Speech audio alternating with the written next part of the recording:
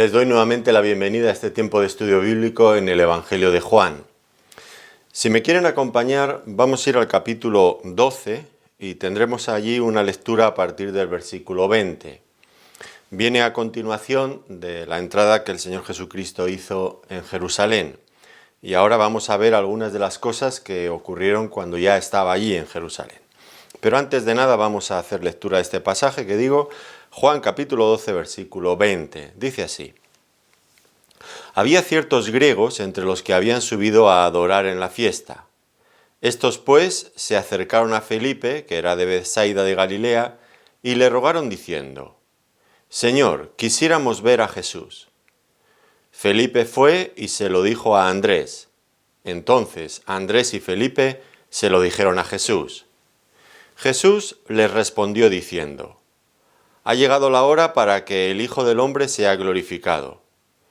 De cierto os digo, que si el grano de trigo no cae en la tierra y muere, queda solo, pero si muere, lleva mucho fruto. El que ama su vida la perderá, y el que aborrece su vida en este mundo, para vida eterna la guardará.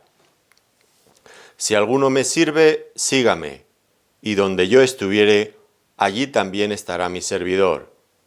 Si alguno me sirviere, mi Padre le honrará. Bueno, como decía, estamos ya en la última semana del ministerio de nuestro Señor Jesucristo, ya en Jerusalén. Ahora, no hemos de pensar seguramente que este acontecimiento del que acabamos de leer tuviera lugar el mismo día en el que el Señor había entrado en Jerusalén. Ya recuerdan que el evangelista Marcos, en el capítulo 11, versículo 11, dice que una vez que llegó a Jerusalén, entró Jesús en el templo y habiendo mirado alrededor todas las cosas, como ya anochecía, se fue a Betania con los 12. Por lo tanto, es improbable que ocurriera que los griegos estos de los que acabamos de leer, pues buscaran a Jesús para verle ese mismo día.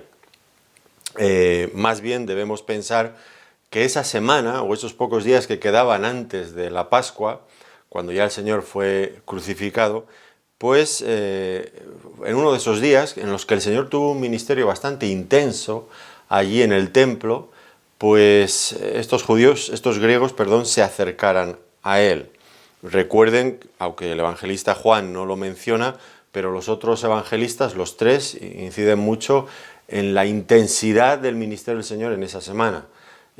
Una y otra vez venían desde los distintos grupos de los judíos, los ancianos, los escribas, los principales sacerdotes, los herodianos, los saduceos, todos llegaban uno detrás de otro buscando la forma de sorprender en alguna palabra al Señor.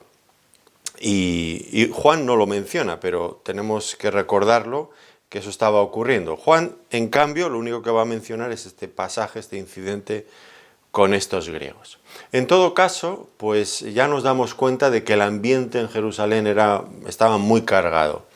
Y máxime después de que el Señor hubiera hecho esa entrada en Jerusalén, aclamado por las multitudes, la envidia de todos los dirigentes judíos estaba, en fin, había subido su furor, su ira contra el Señor de una manera ya desproporcionada. Por lo tanto, aunque el Señor había entrado en Jerusalén, que era la capital del reino, de su reino, y también había ido al templo, que era la casa de su Dios, no obstante, desgraciadamente y paradójicamente, en realidad estaba en terreno hostil. Había entrado en la misma fortaleza de sus enemigos. Extraño, ¿verdad? Extraño. Claro, eso en cuanto a los líderes de la religión. Pero en cuanto al pueblo, bueno, pues ellos seguían esperando que el Señor hiciera sonar las trompetas y les dirigiera contra las tropas romanas y les diera una victoria aplastante sobre ellos, estableciendo así el reino de David, añorado desde hacía muchísimo tiempo. Bueno, las multitudes pensaban eso del Señor de momento, porque ya veremos que a lo largo de este pasaje, en lo que hemos leído y en los siguientes versículos, cuando el Señor anuncia ya con tanta claridad que Él había ido a Jerusalén, no para sentarse en un trono, sino para morir en una cruz, pues todos ellos cambian de opinión y le abandonan. Por lo tanto, pues debemos de fijarnos bien en el contexto, en el ambiente que se respiraba en Jerusalén y también en el lugar que este acontecimiento que ahora hemos leído pues ocupa dentro del Evangelio de Juan, porque en realidad nos encontramos exactamente ya, aunque todavía estamos en el capítulo 12, nos encontramos ya al final del ministerio público del Señor Jesucristo. En este capítulo, en los versículos que resta, el Señor hace un anuncio nuevamente de su muerte, de una manera muy clara. Luego hay también un anuncio judicial contra el pueblo judío porque no han querido recibir a Jesús como el Mesías, a pesar de todas las evidencias que había presentado delante de ellos. Y con eso termina el ministerio público del Señor. Capítulo 13, 14, 15, 16 y 17, 5 capítulos que vienen a continuación, se trata del ministerio privado del Señor con sus discípulos.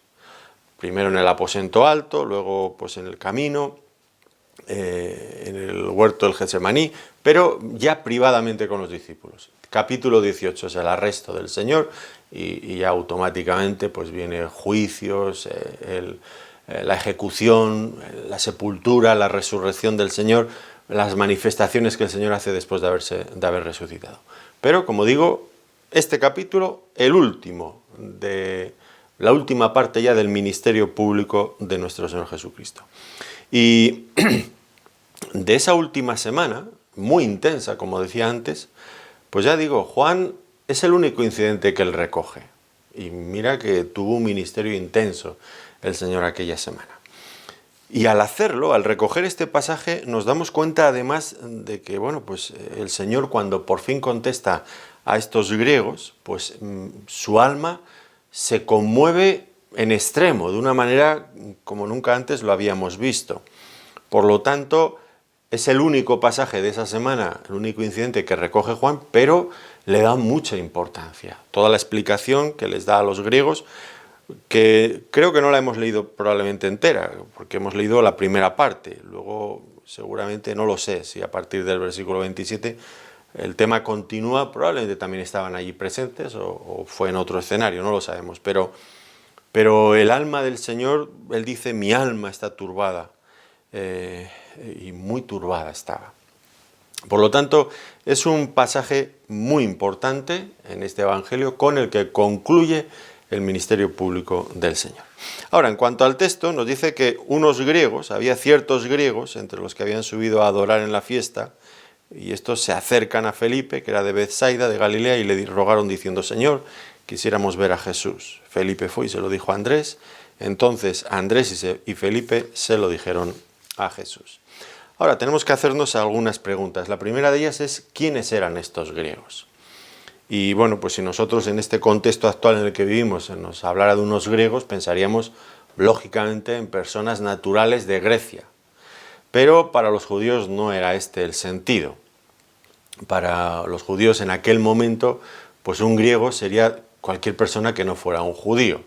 Este era equivalente prácticamente en muchas ocasiones a decir un gentil. Un griego para un judío en la mayoría de los casos, la inmensa mayoría de los casos, sería un gentil. Es verdad que podía haber otras formas, otros usos de ese término para un judío. Por ejemplo, en Hechos de los Apóstoles, en el capítulo 6, se nos habla de unos judíos de los griegos. Cuando hubo aquella discusión en aquellos días, como creciera el número de los discípulos, hubo murmuración de los griegos contra los hebreos, de que las viudas de aquellos eran desatendidas en la distribución diaria. Evidentemente aquí estos no eran gentiles, eran también judíos, pero eran judíos de los griegos. ¿Qué quiere decir eso? Pues eran judíos de la diáspora, judíos que habían salido de Jerusalén en una de las innumerables persecuciones o guerras que hubieran tenido los israelitas, fueron expulsados y andaban de aquí para allá por un lado y por otro. Se habían establecido en colonias en muchos puntos diferentes del mundo.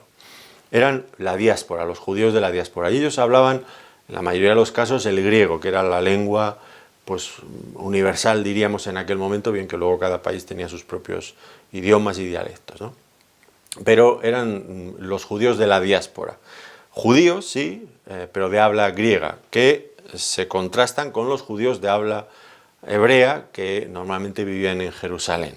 aunque también había judíos de habla griega y sinagogas de habla griega en Jerusalén, pero bueno, mayormente se localizaban, ya digo, fuera. En ese caso, pues no serían gentiles, sino que eran judíos, pero de habla griega. No obstante, no creo que sea a este tipo de griegos a los que se refiere aquí el pasaje, porque no tendría ningún sentido decir que ciertos griegos se acercan a Jesús, a Felipe, a Andrés, a Felipe para hablar con el Señor, porque estaba lleno de judíos de este tipo, de la diáspora Jerusalén aquellos días de la Pascua. Esto yo creo que hay que entender que eran gentiles griegos, no de Grecia necesariamente, pero sí no judíos. Esta sería la idea. Ahora, dentro de los que de estos griegos se nos dice que habían subido a adorar a la fiesta, y esto pues no era tampoco de extrañar que paganos, que personas que venían de otra cultura, de otro entorno no judío, pues subieran a adorar a Jerusalén a la fiesta de la Pascua. Encontramos otros casos en la Biblia. ¿Recuerdan aquel funcionario de Candace, reina de los etíopes, que estaba sobre todos los tesoros? Había venido a Jerusalén para adorar. Lo encontramos en Hechos capítulo 8, versículo 27. Y no era el único, porque en realidad pues el mundo gentil, dominado por la cultura griega, esa cultura pues politeísta, cargada de ídolos, sí, de filósofos y todo esto, pero había dejado vacío, tremendamente vacía el alma humana. No había logrado satisfacer, dar respuesta adecuada a las necesidades más profundas del ser humano. Por lo tanto, muchas personas en el mundo antiguo, cuando escuchaban hablar del Dios verdadero, del Dios de Israel, quedaban fascinados, sobre todo pues cuando veían la diferencia abismal que había entre la moral de sus dioses paganos y el Dios eterno. O en cuanto a las leyes que Dios había dado a su pueblo, comparadas con las filosofías de aquellos pensadores griegos, pues la diferencia era, bueno, ya digo, abismal, no había punto de encuentro. Ahora, entre estos griegos, gentiles, que se acercaban al judaísmo, había dos grupos, y así los consideraban los judíos. Por un lado estarían los temerosos de Dios. Estos pues eran griegos, eran gentiles que acudían a las sinagogas con cierta regularidad, que adoraban a Dios. De estos tenemos algunos ejemplos en la Biblia. Cornelio, el primer gentil en convertirse, pues era un temeroso de Dios, nos dice Hechos de los Apóstoles, capítulo 10, versículos 1 y 2, o el centurión de Capernaum, que entró en contacto con el Señor Jesucristo en Lucas 7, 1 a 5, pues este también era un temeroso de Dios. Eso por un lado, los temerosos de Dios. Y por otro lado, dentro de esos gentiles, de esos griegos, pues estaban los prosélitos. Estos prosélitos habían sido circuncidados y habían asumido ya, pues habían aceptado plenamente la religión judía, tenían el mismo tipo de vida que los judíos, las leyes, respetaban leyes alimenticias y otras muchas cosas. Diríamos que eran judíos prosélitos, porque venían del mundo pagano, pero que ya formaban parte del pueblo de Dios. Entonces, estos griegos, lo más probable que vamos a entender es que eran gentiles y temerosos de Dios, no circuncidados, no judíos ya propiamente, sino temerosos de Dios, simpatizantes, que diríamos hoy en día. Ahora debemos pensar también en la importancia de la presencia de estos griegos en este momento. La verdad es que aparte de lo que venimos diciendo, no es mucho lo que se nos dice de ellos. No sabemos si eran muchos o si eran pocos, no sabemos de dónde procedían, tampoco sabemos cómo habían llegado a conocer acerca del Señor Jesucristo. Tal vez habían presenciado la entrada que había hecho en Jerusalén, o habían visto en el templo expulsar a los comerciantes y a los cambistas, o alguno de los milagros del Señor y habían quedado fascinados por ello. Bueno, no sabemos realmente nada de todo esto. Todos esos detalles, que a nosotros son los que la mayoría de las veces nos gustaría saber, pues Juan los ignora por completo. De hecho, lo único que parece interesar a Juan es la condición de estos hombres, que eran griegos, es decir, no judíos. Eran griegos. En el estudio anterior, cuando terminábamos, recuerdan ustedes a los fariseos rabiosos ya porque veían que todo el mundo aclamaba a Jesús, ellos dijeron, ya veis, versículo 19, ya veis, no conseguís nada, mirad, el mundo se va tras él. Y ellos, sin saberlo, realmente habían anunciado cuál sería la trayectoria del cristianismo en los próximos años. Y estos griegos que aparecen ahora en la escena podrían ser considerados perfectamente como representantes de las naciones paganas, de las naciones gentiles, que buscarían a Dios ante el rechazo de los judíos a su Mesías. Estos gentiles, estos griegos, que por fin verían cumplida la promesa bíblica de que el Mesías traería luz a las naciones, como dice Isaías capítulo 60, versículo 3. El Mesías traería luz a las naciones. Cuando ustedes lean en el Antiguo Testamento las naciones, se refiere a los gentiles. Este es el concepto, aunque le llama naciones, pero detrás la idea, aplicándola o viéndola desde la perspectiva del Nuevo Testamento, diríamos, traería luz a los gentiles. Por eso algunas veces cuando los escritores bíblicos, los apóstoles, escriben cartas, a veces citan el Antiguo Testamento y sustituyen naciones por gentiles, porque era la idea. Ahora, en el Evangelio de Juan, el énfasis que él pone, que lo hemos ido viendo a lo largo de los estudios anteriores, pues es que Cristo no había venido exclusivamente a salvar a los judíos, sino a todo el mundo. Porque de tal manera amó Dios al mundo, que ha dado a su Hijo unigénito, para que todo aquel que en él crea no se pierda, mas tenga vida eterna. Recuerdan también los samaritanos, cuando aquella mujer habló con ellos, nosotros hemos conocido que tú eres el Salvador del mundo, no de los judíos ni de los samaritanos, del mundo. Y así una y otra vez, yo soy la luz del mundo, dijo el Señor Jesucristo. No solamente de una pequeña nación judía. El Señor había venido desde la perspectiva de Juan, y de todos los evangelistas y de los apóstoles, porque lo aprendieron allí con él, pues había venido con una misión universal de salvar a todos. Ahora, los judíos pues pensaban en ellos mismos como la nación escogida de Dios y pues sentían este exclusivismo que les llevaba a rechazar a los gentiles. Por lo tanto, no podían cumplir con el deseo que Dios había tenido desde siempre y que se manifiesta en el Antiguo Testamento de incluir también a los gentiles en la adoración.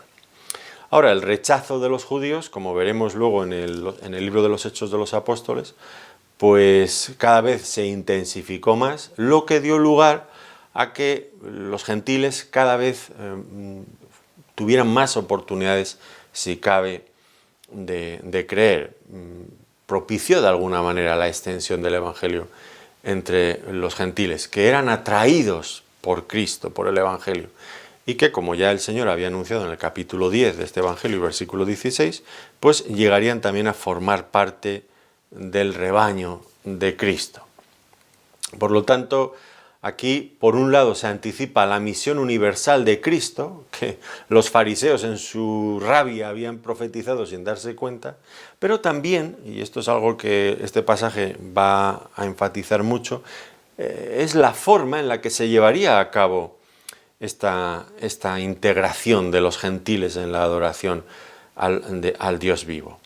¿Y cuál es la respuesta del Señor? Bueno, pues lo va a decir en un momento. La hora ha llegado para que el Hijo del Hombre sea glorificado. Y eso pues apuntaba, como veremos, a la cruz, al sacrificio de la cruz, para traer salvación no solo a los judíos, como digo, sino también a los gentiles. Algo que no solo los fariseos enfadados habían profetizado, sino que el mismo sumo sacerdote había descrito días antes con una precisión asombrosa, en el capítulo 11 de los versículos 51 al 52. Esto no lo dijo por sí mismo, sino que como era el sumo sacerdote aquel año, profetizó que Jesús había de morir por la nación, que había de morir por la nación, y no solamente por la nación, sino también para congregar en uno a los hijos de Dios que estaban dispersos. Que eso incluía pues a judíos dispersos, pero también, por supuesto, a gentiles, a todas las personas. Por lo tanto, pues tenemos esta misión universal del Mesías y la forma en la que se iba a realizar. Implicaría necesariamente la muerte del Señor Jesucristo. Ahora, en cuanto a esto, pues debemos de tener siempre claro que la cruz en el Evangelio de Juan, pues no solamente, que es un hecho muy importante que él repite una y otra vez, no solamente constituye el momento clave para que el Hijo regrese con el Padre, a aquella gloria que había tenido antes de la fundación del mundo. La glorificación del Hijo a través de la muerte le llevaría de regreso junto al Padre a la gloria. Ese es un énfasis que encontramos una y otra vez en el Evangelio de Juan, es verdad. Pero también la cruz en este Evangelio es presentada como una batalla de dimensiones cósmicas. Una batalla de dimensiones cósmicas, donde Dios obtiene una victoria decisiva, aplastante, total, sobre Satanás. Y a partir, Satanás, que es llamado aquí el príncipe de este mundo. Sobre todo esto lo pueden ver, ya lo estudiaremos, el Señor nos lo permite, en el capítulo 16, versículos 5 al 11, el príncipe de este mundo ha sido ya juzgado, dirá en el versículo 11. Pues esta batalla de dimensiones cósmicas, pues ya digo, implica la victoria sobre Satanás, el príncipe de este mundo, lo que conlleva que de esa manera Cristo traería salvación no solo a los judíos, sino también al mundo entero que estaba bajo el dominio del diablo. Es muy grande la obra de la cruz desde la perspectiva de los evangelistas y nosotros deberíamos de tomar también esa misma visión, esa misma perspectiva y darle importancia, la importancia que tiene en nuestras vidas también a la cruz. Ahora, en tercer lugar, tenemos que pensar también en la petición de los griegos. Estos griegos dice que se acercan en principio a Felipe, que era de Bethsaida, de Galilea, y tampoco se nos dice exactamente las razones por las que no van directamente al Señor, sino que van a través de este hombre, de este discípulo, de este apóstol Felipe. Tal vez el Señor en ese momento no se encontraba en el atrio de los gentiles, sino que estaba más adentro, en el templo, en la zona restringida para los judíos, y estos griegos no tenían la opción de entrar en contacto con él. Tal vez dudaban si el Señor querría conversar con ellos y hablan primero con Felipe para asegurarse de ello, o tenían miedo de interrumpirle, no lo sabemos.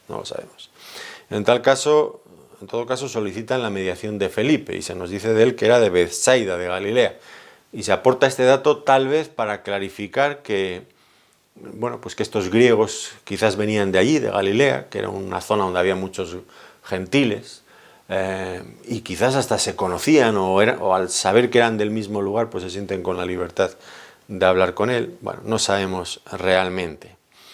En todo caso, sí vemos la forma en la que hacen esta petición. Le rogaron diciendo: Señor, quisiéramos ver a Jesús. Por un lado, la forma respetuosa, Señor. Por otro lado, el tiempo del verbo es continuo. La idea es, le rogaban una y otra vez, queremos ver a Jesús. Lo que demuestra el interés y que intentan ser persuasivos, quieren ver a Jesús, saben lo que quieren, están buscándolo con ahínco, con deseo auténtico. Y en cuanto a lo que estaban buscando, pues dice que es que querían ver a Jesús. Ahora, a partir de esto que dicen aquí, ya no se vuelven a mencionar los griegos en ninguna otra parte. Suponemos que estaban presentes y que escucharon toda la respuesta que el Señor les dio, estoy convencido de ello. Pero no se les vuelve no se vuelve a hablar de ellos. Todo el interés, el objetivo se centra una vez más en el Señor Jesucristo y en las explicaciones que Él va a dar, que son sin duda muy importantes. Ahora, en cuanto a la petición que hacen, queremos ver a Jesús, es muy interesante por varias razones. Y claro está que hemos de pensar que no solamente querían verlo, porque si lo que quisieran era solamente verlo, lo podrían haber hecho sin la necesidad de hablar, de pedir la mediación de Felipe. Ya saben ustedes que el Señor tenía un ministerio público muy amplio y era accesible a las personas constantemente. Si querían verle, pues lo habrían podido hacer en cualquiera de esos momentos. Entiendo que lo que buscaban realmente pues era una oportunidad de estar con el Señor, de hablar con Él, de hacerle preguntas, de manifestarle sus preocupaciones. Creo que esa era la idea. En otro sentido, si su interés hubiera sido verle para estar con Él, para verle hacer algunos milagros, pienso que no era esto lo que ellos querían, porque en ese caso, pues recuerdan ustedes a aquellos escribas y fariseos en Mateo 12:38 que le dicen: Señor, quisiéramos ver alguna señal de ti. Pero estos no dicen eso, dicen: nosotros queremos ver a Jesús. ¿Por qué eran movidos? Por curiosidad. Tal vez la entrada que el Señor había hecho unos días antes les había impresionado y querían hablar un poco más con Él acerca de, no sé, conocerle de cerca. O eran como esos griegos de Atenas, esos sí que eran griegos de Grecia, de la actual Grecia, que dice Pablo cuando se los encontró allí en Atenas, dice: porque todos los atenienses y los extranjeros residentes allí en ninguna otra cosa se interesan sino en decir o en oír algo nuevo. Hechos 17:21. Bueno, pues yo creo que tampoco tenían simplemente esa curiosidad, ese gusanillo por oír o decir algo nuevo. Creo que no iban por ahí el asunto.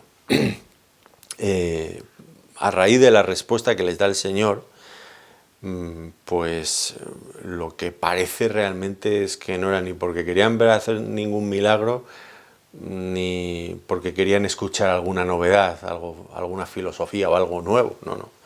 El Señor, cuando les contesta, pues parece que su preocupación tenía que ver con el gran tema de la salvación y también con el reino de Dios que el Señor Jesucristo proclamaba. Creo que por ahí iban las cosas, porque el Señor dice que respondiéndoles, y lo que si les respondes porque esa era la inquietud, aunque no está manifestada como tal, pero eso era realmente lo que debían de estar buscando. Y es interesante, ¿no?, que busquen de esa forma al Señor, porque quieren saber de la salvación, quieren saber del reino de Dios. ¿Cuántas personas hay que se acercan al Señor?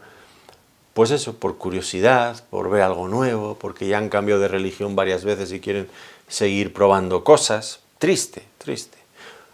Lo que realmente el Señor va a satisfacer es nuestro deseo de conocer, de disfrutar de la salvación, de formar parte del reino de Dios, de saber cómo es ese reino. Eso el Señor, sin lugar a dudas, lo va a satisfacernos siempre. Otras cosas, por supuesto, no tengan mucha esperanza de que el Señor lo vaya a hacer, porque no es su objetivo. Ahora, qué curioso, ¿no? Estos griegos, extranjeros, venidos de lejos, pues buscaban al Señor porque estaban interesados en Él, en lo que Él estaba haciendo.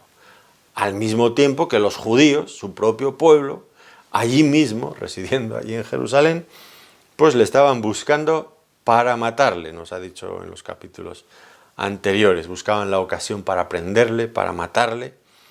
Qué curioso, ¿no? Estos griegos atraídos ya por el Señor, un poco anticipándose a lo que luego va a decir en el versículo 32 de este capítulo, que es muy importante. Y yo, si fuere levantado de la tierra, a todos atraeré a mí mismo. Y decía esto dando a entender de qué muerte iba a morir.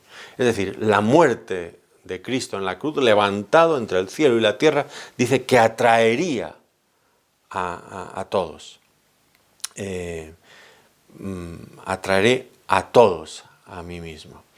Y estos griegos, de alguna manera, habían empezado a sentir ya ese magnetismo que la cruz, que el Señor ya se disponía, que enfilaba ya el camino para allá, pues ya empezaban a sentirse atraídos. Claro está que además de toda la personalidad, la enseñanza, el carácter, las obras, el talante del Señor Jesucristo, por supuesto cualquiera que fuera con una mente abierta quedaría impresionado ante el Señor Jesucristo, qué duda cabe de todo eso. Así que vemos aquí, como diría luego en Mateo 12:21, que en su nombre, en el nombre del Mesías, del Señor, esperarán los gentiles. Se estaba cumpliendo ya esto. Ahora, aquí me gustaría hacer una reflexión que es muy obvia, pero que no debemos de pasarla por alto. Aquellas personas querían ver a Jesús, no querían ver a ningún hombre, no querían ver a ningún apóstol, no querían ver a un predicador, querían ver a Jesús. Y por eso pues no concertaron una entrevista con Felipe o con Andrés. Oiga, nos gustaría hablar con ustedes un rato para que nos cuenten qué es esto que les predica, que les está enseñando Jesús. No. Ellos querían ver a Jesús. Muy importante. Porque, y lo debemos de tener en cuenta, porque cuando las personas están interesadas en el Evangelio y se acercan a nosotros, a los creyentes, lo que en realidad están buscando no es oírnos hablar a nosotros. Lo que quieren llegar es a tener un contacto personal con el Señor. Y aquí es donde está el gran reto de los creyentes incluso de cualquier predicador cristiano. Conseguir llevar a las personas al Señor Jesucristo. Y nosotros como predicadores, como creyentes que estamos en medio, pues ser lo más invisibles, lo más transparentes posibles, para que lo que vean no sea a nosotros, sino al Señor. Que les podamos poner inmediatamente en contacto con el Señor Jesucristo. Y lo triste es que en demasiadas ocasiones la persona que tenemos delante lo único que logra ver, pues es a pobres cristianos que hablan demasiado a veces de nosotros mismos y muy poco del Señor. Hablamos mucho de nuestras experiencias, pero poco de quién es el Señor, de cómo es el Señor, de lo que el Señor ha hecho. Pero ya digo, las personas no buscan, ni necesitan tampoco, ni les soluciona nada lo que nosotros les podamos decir de nosotros mismos. Lo que ellos necesitan es conocer a Jesús, entrar en contacto con el Señor Jesucristo. Y bueno, pues si han de vernos a nosotros, que por supuesto si les hablamos, pues nos tienen que ver, claro, lógicamente, pues lo que debemos de procurar es manifestar en todo lo posible, con la mayor claridad posible, pues manifestar a Cristo. Que nuestras palabras sean sus palabras, que nuestras acciones, nuestras actitudes, nuestra forma de vida sea la vida de Cristo. Que no les alejemos, sino que nosotros seamos la antesala que ya les permita conocer por adelantado un poco de quién es Cristo, al que queremos llevarles para que tengan un encuentro personal con Él y le conozcan de verdad. Claro, para que nosotros podamos manifestar a Cristo adecuadamente, primero tendremos que conocerle, y la única manera de hacerlo es a través de sus escrituras, de todas las escrituras, especialmente de los evangelios. Si no aprendemos de Él, no podremos hablar de Él, no podremos manifestar el carácter del Señor Jesucristo. Así que, bueno, pues estos griegos buscaban a Jesús, no buscaban a Felipe, no buscaban a Andrés. Bueno, en esta circunstancia Felipe fue y se lo dijo a Andrés, que son dos personajes, dos apóstoles que aparecen relacionados en más de una ocasión, eran los dos de Bethsaida y parece que congeniaban bien. ¿Y por qué Felipe se lo cuenta a Andrés? No nos lo dice el texto, pero quizás no sea descabellado pensar que Felipe, pues en principio tuvo alguna duda sobre la conveniencia de atender la petición de los griegos. ¿Y por qué podría tener alguna duda? ¿Cuál sería la razón? Bueno, podría estar pensando en varias cosas. En primer lugar, pues podría no estar seguro si el Señor querría hablar con estos griegos, con estos gentiles. Recordaban lo que les había mandado el Señor cuando los envió a predicar. Dijo, por camino de gentiles no vayáis, les dijo en Mateo capítulo 10, versículo 5, cuando los envió a predicar de dos en dos. En otra ocasión les había dicho, no soy enviado sino a las ovejas perdidas de la casa de Israel. Mateo capítulo 15, versículo 24.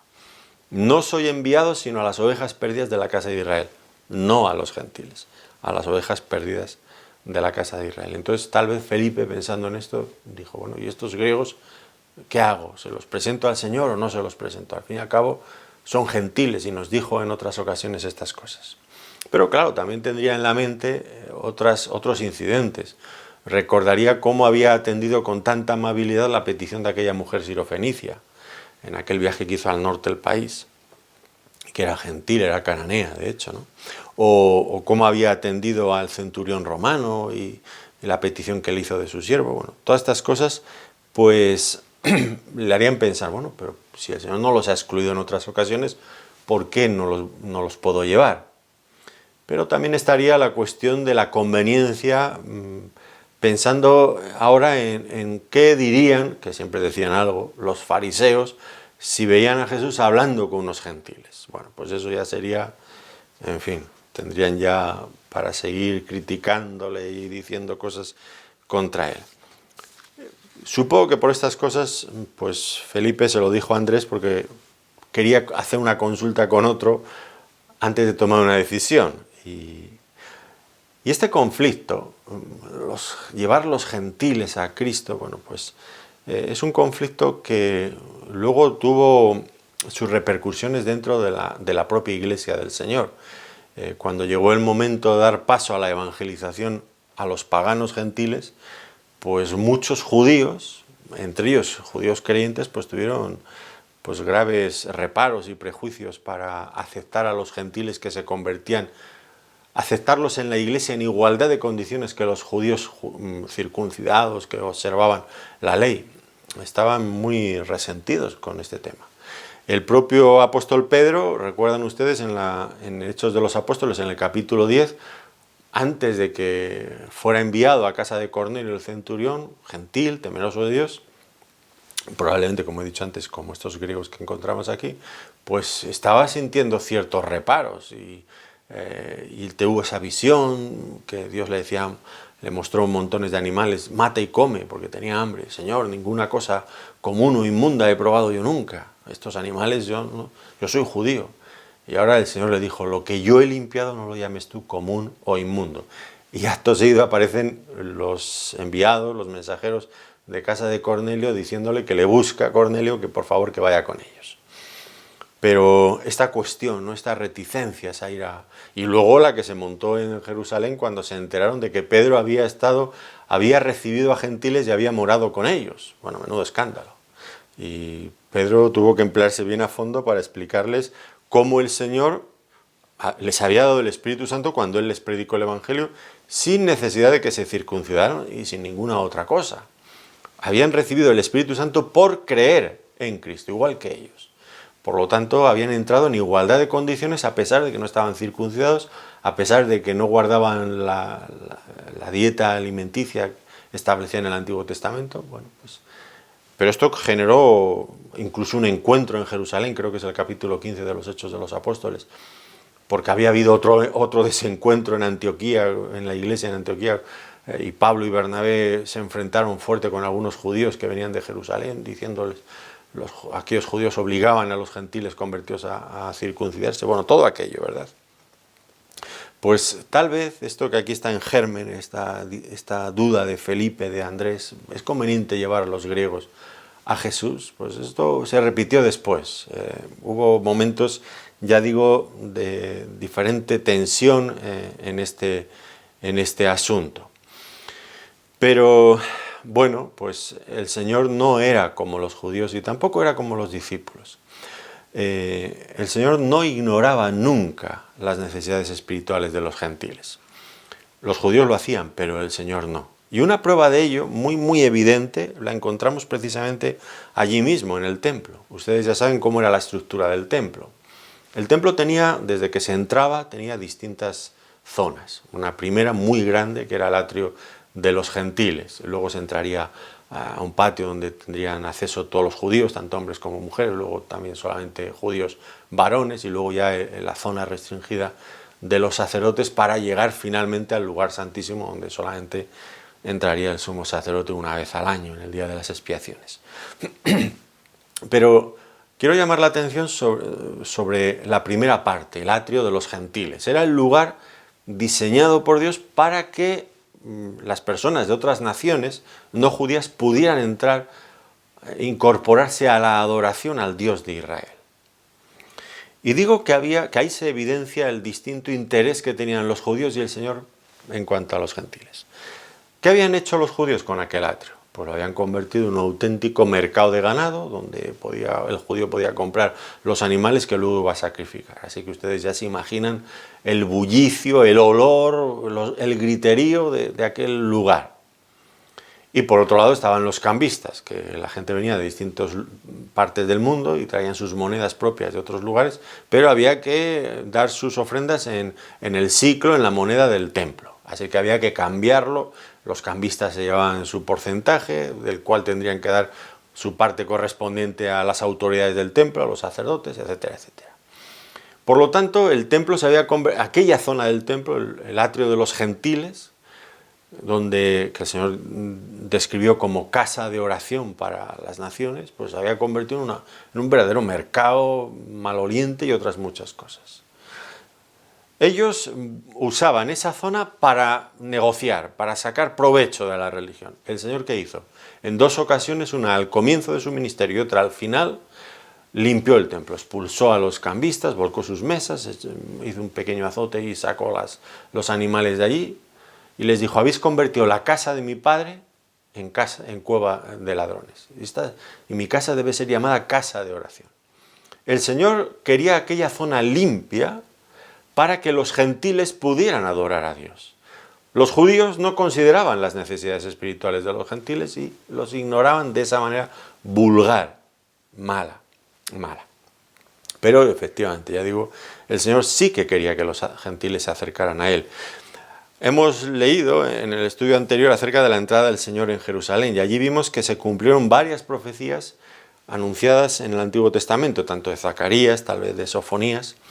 Y es interesante volver a esas citas, por ejemplo en Zacarías, para ver que allí mismo, en ese contexto, fíjense en Zacarías 9:10, dice: hablará paz a las naciones. Recuerden lo que he dicho antes, hablará paz a las naciones, a los gentiles, hablará paz a los gentiles, y su señorío será de mar a mar, y desde el río hasta los fines de la tierra. Y en Sofonías 3:9, también en el contexto de la otra cita que mencionamos, dice: en aquel tiempo devolveré yo a los pueblos, se refiere a los gentiles, devolveré yo a los pueblos, a los gentiles, pureza de labios para que todos invoquen el nombre de Jehová, para que les sirvan de común consentimiento. Esto era lo que decía el Antiguo Testamento, que los judíos ignoraban. Pero el propósito, el anhelo ardiente del Señor, desde siempre había sido que los gentiles conocieran, se incorporaran a la adoración del Dios vivo. Claro, los judíos con su exclusivismo, somos el pueblo escogido de Dios, pues habían fracasado estrepitosamente en esa misión de llevar el mensaje, el conocimiento del Dios vivo hasta los gentiles. Estaban ensimismados con ellos mismos. Somos el pueblo elegido, ya no hace falta nadie más. Dios nos quiere a nosotros y no quiere a nadie más. Y estaban así. Era vergonzoso. Pero ya digo, el Señor sí que quería integrarles en la adoración. Pero ese momento todavía no había llegado. Y por eso, pues, había zonas diferenciadas para unos y para otros. Ahora, un asunto curioso, seguro que ustedes lo recuerdan, cuando el apóstol Pablo regresó de su tercer viaje misionero, fue a Jerusalén, y allí se presentó en el templo. Bueno, los ancianos allí le aconsejaron hacer ciertas cosas, y estaba en el templo. Bueno, se formó un alboroto extraordinario porque unos judíos, de esos de la diáspora, judíos griegos de la diáspora, pues habían visto a Pablo en el templo y hacía un rato, unos días, lo habían visto en la ciudad acompañado de un creyente de Trófimo, de Éfeso, un gentil. Y sacaron la conclusión: pues lo hemos visto en la ciudad con este hombre, pues seguro que lo ha traído también al templo, a la zona privada de los judíos. Y entonces montaron ahí un alboroto acusando falsamente a Pablo de que había introducido gentiles en el atrio de los judíos dentro del templo. Y eso estaba penado con la pena máxima, con la muerte. Además no hacía falta ni juicio. Si un gentil se introducía en esa zona, o un judío introducía a un gentil, bueno, eso se pagaba inmediatamente con la pena de muerte. Había un muro de separación entre el atrio de los gentiles y la zona de los judíos. Y había una puerta en medio con una leyenda, con una inscripción encima, que advertía exactamente de eso. Es curioso porque el historiador Flavio Josefo, en su obra Antigüedades de los Judíos, habla precisamente de eso. Déjenme que les lea un pequeño párrafo. Dice: en el centro de la estructura el centro de la estructura era la más alta, con la pared frontal construidas con vigas colocadas sobre las columnas entrelazadas. Esta pared estaba formada por piedras muy pulidas, con un brillo tal que los que la miraban por primera vez se maravillaban, quedando impresionados. Esta era la inscripción de la primera estructura. Situada en su interior y cerca había escalones que llevaban a la segunda estructura, que estaba rodeada por una pared de piedra usada como barrera, en la que estaba grabada una inscripción que no permitía a los extranjeros entrar en el recinto bajo pena de muerte. Este historiador de aquella época pues, nos habla precisamente de esa pared intermedia que separaba judíos de gentiles. Y ahora, es curioso, me parece a mí, porque Pablo habla precisamente en su carta a los Efesios, habla de ese muro, de esa pared intermedia de separación, capítulo 2 de Efesios, versículos 11 al 22, y habla de cómo Cristo ha derribado esa pared intermedia por medio de su muerte en la cruz. Interesante. Interesante porque en realidad Pablo escribe a los Efesios esa carta, hablando de esas cosas, la escribe precisamente desde la cárcel. ¿Y por qué estaba en la cárcel? Pues por esa cuestión, porque los judíos habían pensado que él había introducido a Trófimo de Éfeso, lo había introducido en el templo, y aquello sin lugar a dudas había esa noticia, claro está, había llegado a Éfeso, seguro, y en la iglesia se conocía. Mira, Pablo está en la cárcel porque pensaron que había metido al templo, a la zona de los judíos, a Trófimo, que es de nuestra ciudad, de Éfeso, un gentil. Y ahora el apóstol Pablo escribe a esos mismos hermanos en Éfeso, desde la cárcel, consecuencia de que ellos pensaban falsamente que él había introducido un gentil a esa zona, pues ahora les va a escribir para decirles que judíos y gentiles ya nunca más serían separados en su adoración al Dios vivo, porque esa pared intermedia, que los judíos insistían en mantener todavía de pie, Cristo la había derribado por completo mediante su sacrificio en la cruz. Por lo tanto, pues eso quedaba abolido, aunque ellos humanamente seguían manteniéndolo de pie, pero era falso ya, la pared había quedado derribada. Y de eso es de lo que el Señor Jesucristo va a hablar a continuación como respuesta a la petición de estos griegos. Fíjense ahora el versículo 23, volviendo a Juan capítulo 12, dice en versículo 23, Jesús les respondió diciendo: ha llegado la hora para que el Hijo del Hombre sea glorificado. De cierto os digo que si el grano de trigo no cae en la tierra y muere, queda solo, pero si muere, lleva mucho fruto. Bueno, finalmente Felipe y Andrés presentan la petición ante el Señor y por supuesto nosotros nunca debemos dudar de llevar a cualquier tipo de persona ante el Señor Jesucristo. Es nuestro deber, es nuestro privilegio, es nuestra responsabilidad también. Y ahora el Señor les va a anunciar que había llegado la hora. Ya no tendrían que esperar mucho para recibir ese beneficio del que antes estábamos hablando, que surgiría de la obra de la cruz. Ya quedaba muy poquito, les dice el Señor.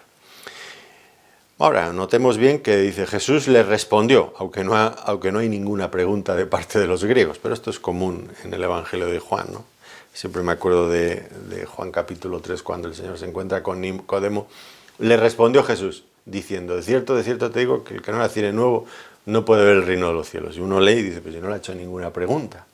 ¿Y por qué le habla de esto? Bueno, porque le está contestando conocía su corazón y está contestando a lo que tenía, a las inquietudes más profundas de su ser interno.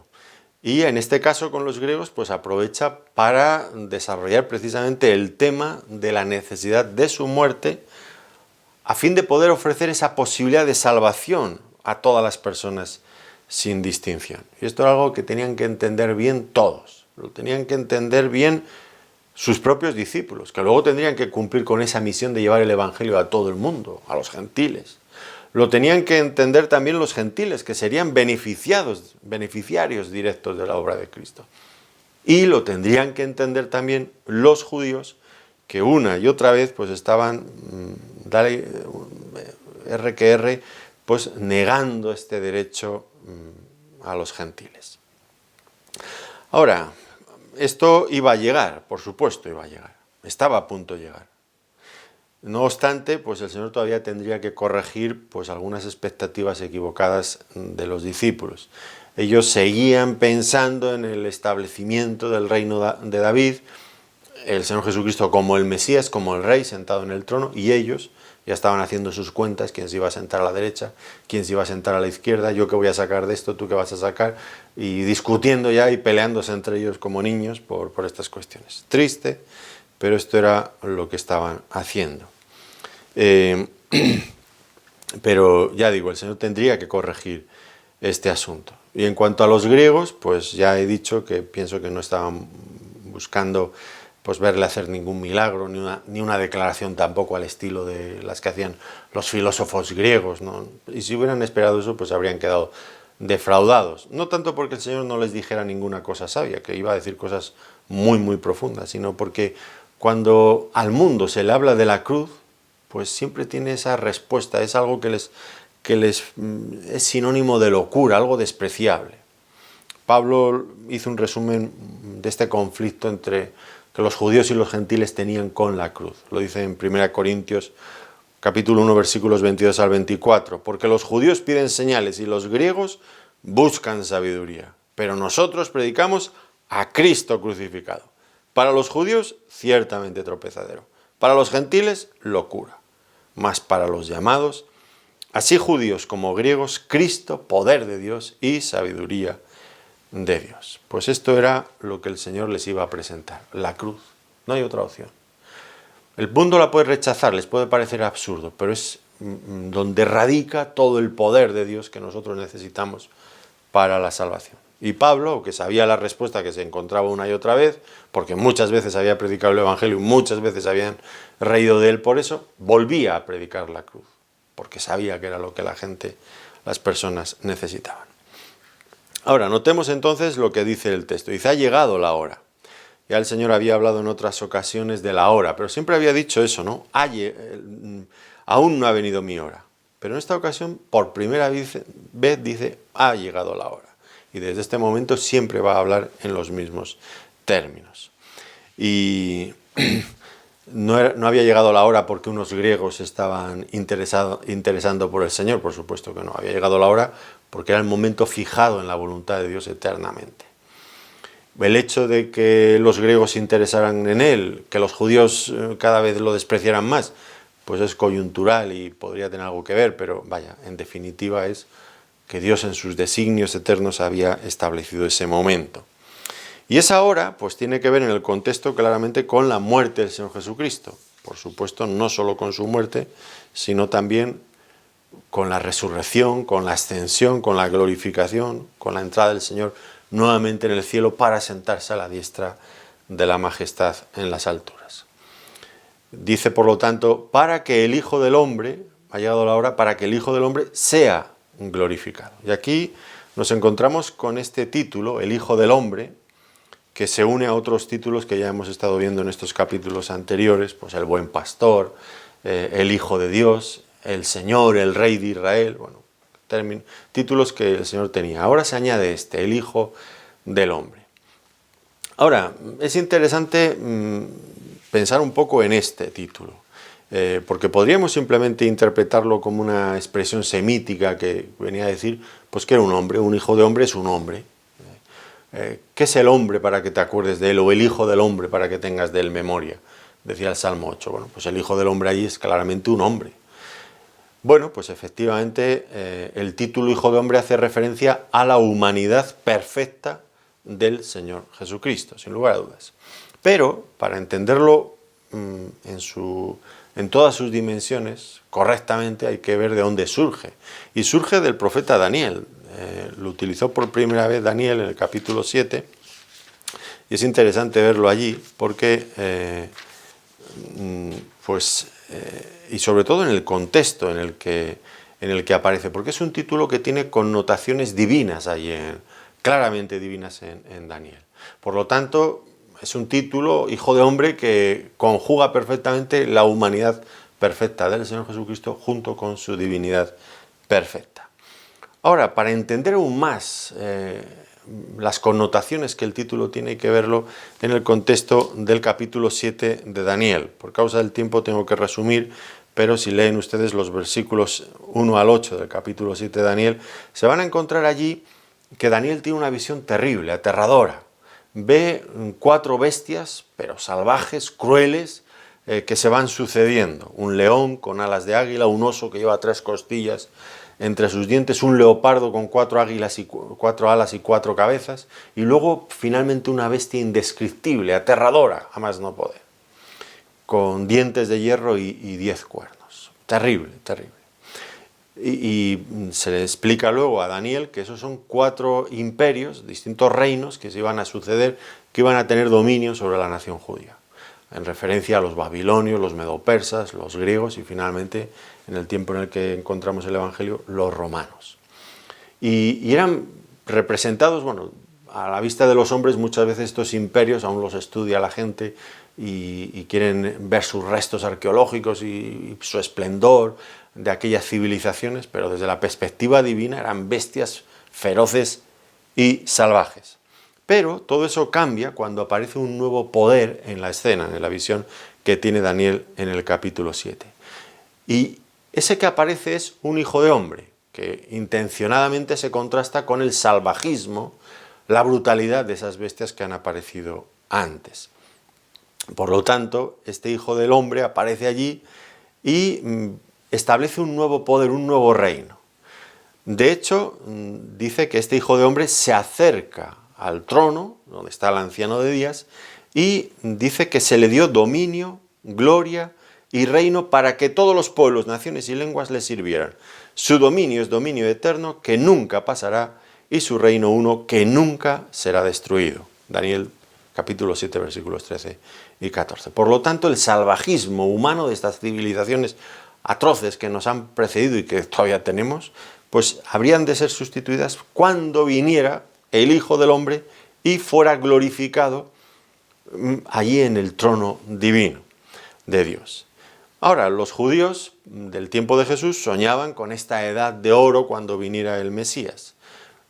Pensaban ellos que les convertiría a ellos, a los judíos, en los amos del mundo, todas las naciones a sus pies, y muy contentos. Pero habían ignorado realmente lo que Daniel estaba anunciando. Porque lo que Daniel había visto, y es muy importante que nosotros lo notemos, dice que había visto que con las nubes del cielo, léanlo, con las nubes del cielo venía uno como un hijo de hombre, que venía el anciano de días, y se le dio dominio. Ahora, cuando nosotros como creyentes leemos esta frase, con las nubes del cielo venía, automáticamente se nos enciende la luz verde y decimos, ya está viniendo el Señor Jesucristo en su segunda venida. Pero no es de esto de lo que habla aquí. Tenemos que ver en qué dirección venía el Señor.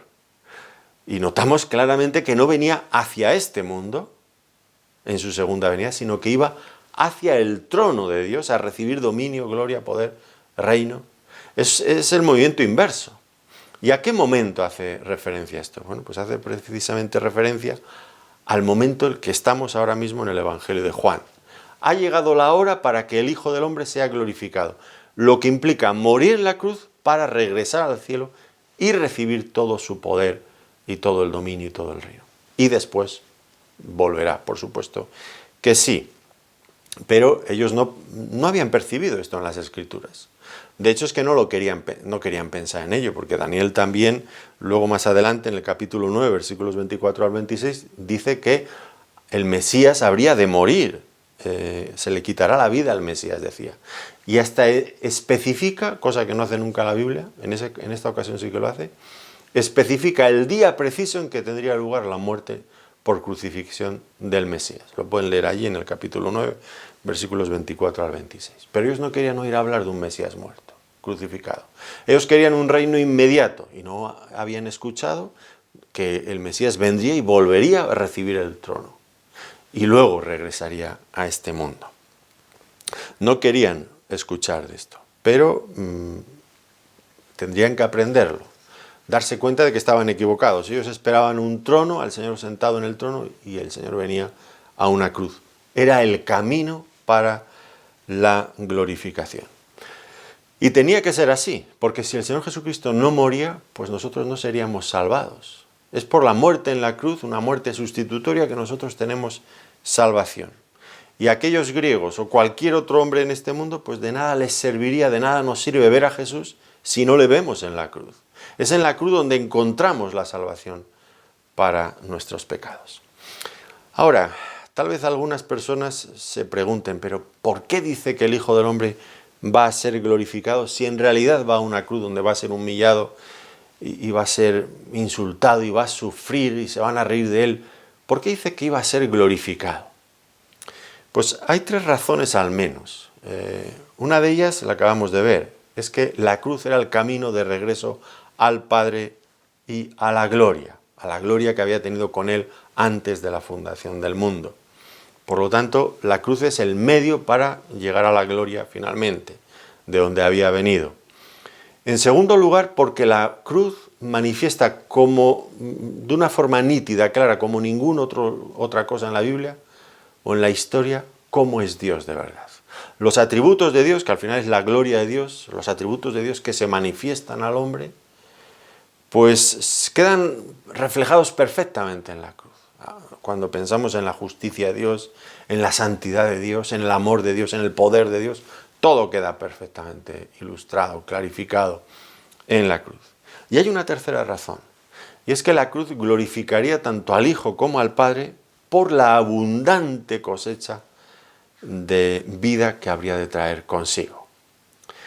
Lo ha dicho, si el grano de trigo no muere, queda solo, pero si muere, pues llevará mucha vida. Y esos son muchos hijos llevados a la gloria. Y esto era algo que glorificaba también al Padre. Nosotros somos parte de ese fruto. Pero de eso nos vamos a ocupar con la ayuda del Señor en nuestro próximo estudio. Mientras tanto, lo dejamos aquí, quedándonos con esta idea, ¿no? Los gentiles, los griegos que representan a los gentiles aquí en este pasaje, yo soy gentil, no soy judío, tenemos acceso a la misma presencia de Dios. La pared intermedia de separación ha sido derribada. Tenemos plena confianza para entrar hasta el mismo trono de la gracia, acercándonos sin temor, porque Cristo ha muerto por nuestros pecados y nos ha incluido en todas esas promesas de bendición enormes de las que antes estábamos excluidos. Pues debemos dar muchas gracias a Dios por todo esto y por ver cómo Él ha desarrollado todos estos temas con claridad. No hay confusión en la Biblia, no hay improvisación, todo estaba delimitado, delineado de antemano y ha ocurrido tal como el Señor lo había establecido. Pues damos gracias a Dios por todos sus beneficios para con nosotros.